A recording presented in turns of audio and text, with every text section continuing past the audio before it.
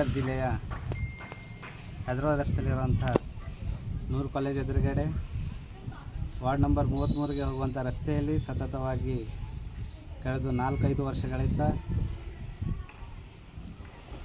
ಮಳೆಗಾಲ ಕಾಲದಲ್ಲಿ ಬಹಳಷ್ಟು ನೀರು ಜಮಾ ಆಗುತ್ತವೆ. ಅಲ್ಲಿ ಶಾಲೆ ಹೋಗುವಂಥ ಹುಡುಗರಿಗಾಗಲಿ ಮತ್ತು ಕಾರ್ಮಿಕರಾಗಲಿ ಇತರ ಯಾರೇ ಆಗಲಿ ಅಲ್ಲಿ ರಸ್ತೆ ಮೇಲಿಂದ ಹೋಗುತ್ತಿರುವಾಗ ಬಹಳ ಜನರಿಗೆ ಹಾನಿಕರ ಆಗ್ತದೆ. ಭಾಳ ಜನ ಅಲ್ಲಿ ಕಾಲು ಜರ್ಕೊಂಡು ಬೀಳ್ತಾ ಇದ್ದಾರೆ. ಕೆಲವೊಬ್ಬರು ಗಾಡಿ ಮೇಲಿಂದ ಬಿದ್ದು ಕಾಲು ಮುರ್ಕೊಂಡಿದ್ದಾರೆ. ಆದರೆ ಇದರ ಬಗ್ಗೆ ಯಾರು ಕಮಿಷನರ್ ಆಗಲಿ MLA ಆಗಲಿ ಯಾರು ಇದ್ರ ಬಗ್ಗೆ ಯಾರು ಕ್ರಮ ತೆಗೆದುಕೊಂಡಿಲ್ಲ.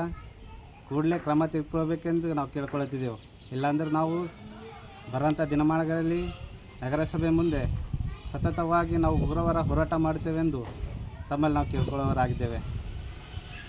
ಕರ್ನಾಟಕ ಯುವ ರಕ್ಷಣಾ ವೇದಿಕೆಯ ಬೀದರ್ ಜಿಲ್ಲೆಯ ವಿಲ್ಸನ್ ದೊಡ್ಡಮನೆ ಅಂತ ಜಿಲ್ಲಾಧ್ಯಕ್ಷನಾಗಿ ನಾನು ಮಾತನಾಡಿದ್ದೀನಿ.